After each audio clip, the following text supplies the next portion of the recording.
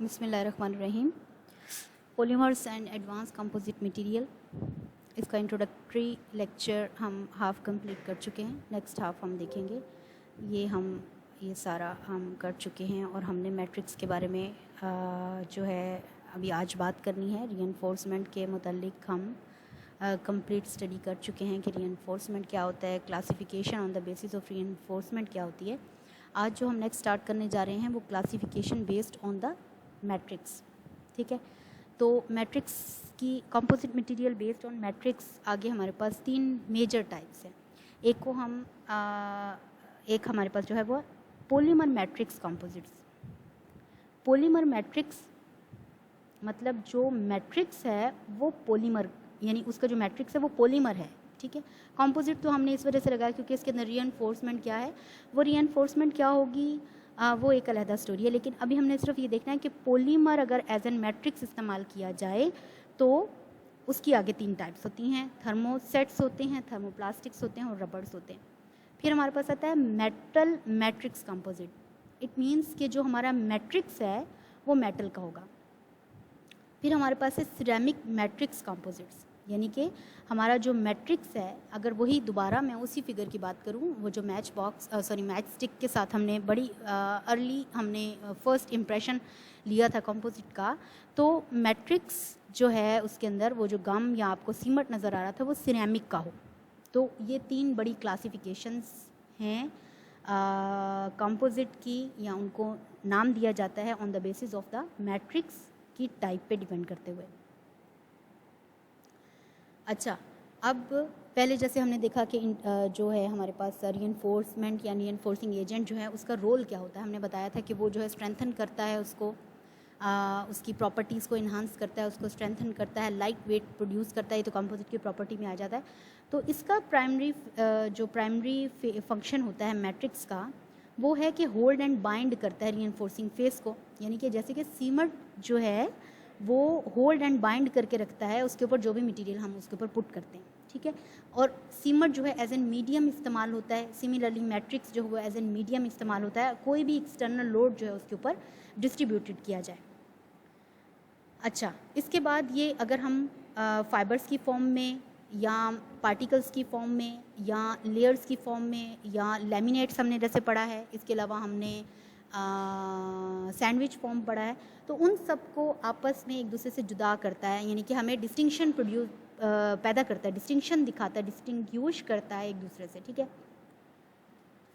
इसके अलावा फिर ये जो है इंडिविजुअल फाइबर्स को प्रोटेक्ट करता है डैमेज होने से, यानी वो उसके इर्द गिर्द, क्योंकि अगर फॉर एग्जांपल मैं ये सोचूं कि एक सीमट है, उसके अंदर मैंने बजरी फेंक दी है, एक लेयर बना दी सीमट की, उसके ऊपर मैंने बजरी जो है वो डाल दी है, तो वो बजरी के इर्द गिर्द मैट्रिक्स जो है, जो सीमेंट है, वो मैट्रिक्स उसको एक प्रोटेक्टिंग शील्ड प्रोवाइड करेगा, राइट। अच्छा, उसके बाद ये कि कंडक्ट और रेजिस्ट इलेक्ट्रिसिटी, विथस्टैंड हीट और कोल्ड, कंडक्ट और रेजिस्ट इलेक्ट्रिसिटी को, केमिकल अटैक को ये कंट्रोल करता है। ये तो थे इसके, हमने पढ़ लिया कि इसका रोल क्या है। फिर हमने देखा था कि मैट्रिक्स का रोल तो मैंने बता दिया। अब हमने ये जो 3 टाइप्स पढ़ी हैं देखी है, इसका जस्ट हमने इंट्रोडक्शन आज देखना है कि ये होती क्या है। पॉलीमर मैट्रिक्स है, सिंपल है। जो मैट्रिक्स मटेरियल यानी कि जो प्राइमरी फेज है उसमें जो no this is in PMCs polymer is the primary phase in which a secondary phase embedded as fibre particle और फ्लेक्स। ठीक है, तो पॉलीमर जो है वो एज एन मैट्रिक्स इस्तेमाल हो रहा है, जिसके अंदर फिर हमारे पर रीइंफोर्समेंट किसी भी फॉर्म में आ सकती है।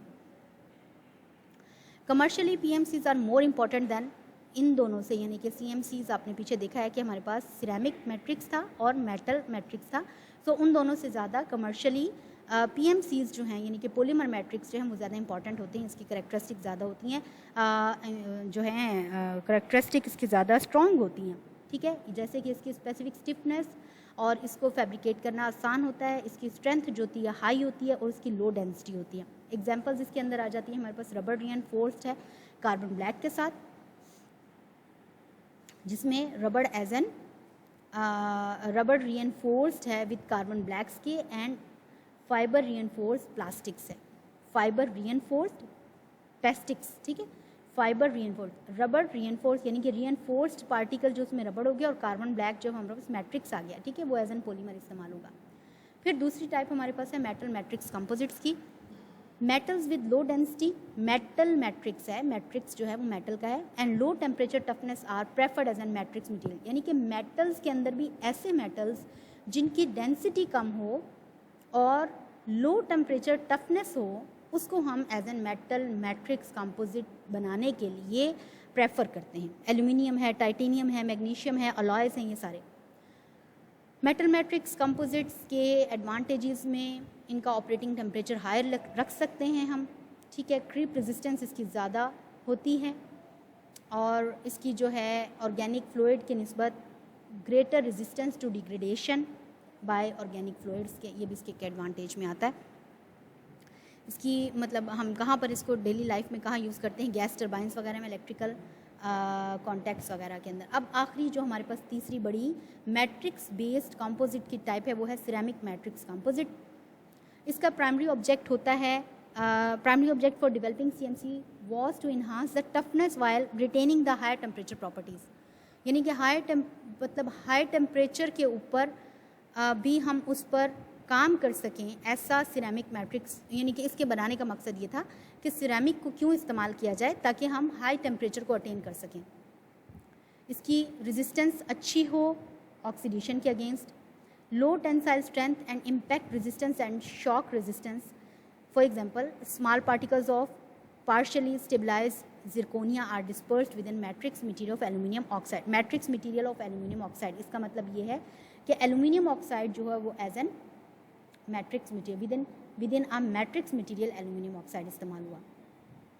एप्लीकेशन हम देखेंगे एज एन होल। अभी तो मैंने जस्ट आपको पार्ट बताया है मैट्रिक्स बेस्ड क्लासिफिकेशन पे, लेकिन ये जो एप्लीकेशन है एज एन होल हम देख रहे हैं कि एयरक्राफ्ट्स, एरोसोल एप्लीकेशंस है, ऑटोमेटिव एप्लीकेशंस है, marine applications, sporting industries, biomaterials, industrial applications है, ये सारी हमारे पास। ये मैंने कुछ इनकी फिगर्स दिखाई हैं। सबसे बड़ी इसकी जो हमारे पास एग्जांपल आ जाती है वो ये हमारे पास स्पोर्ट्स गुड्स हैं। इसके अलावा ये जो प्लेन्स हैं हमारे एरोप्लेन्स जो हैं उसके अंदर ऑलमोस्ट मटीरियल जो है वो सारा कंपोजिट बेस्ड होता है, ठीक है। ये कुछ एडवांटेजेस एंड डिसएडवांटेजेस बताए गए हैं। Composite materials are generally expensive होते हैं।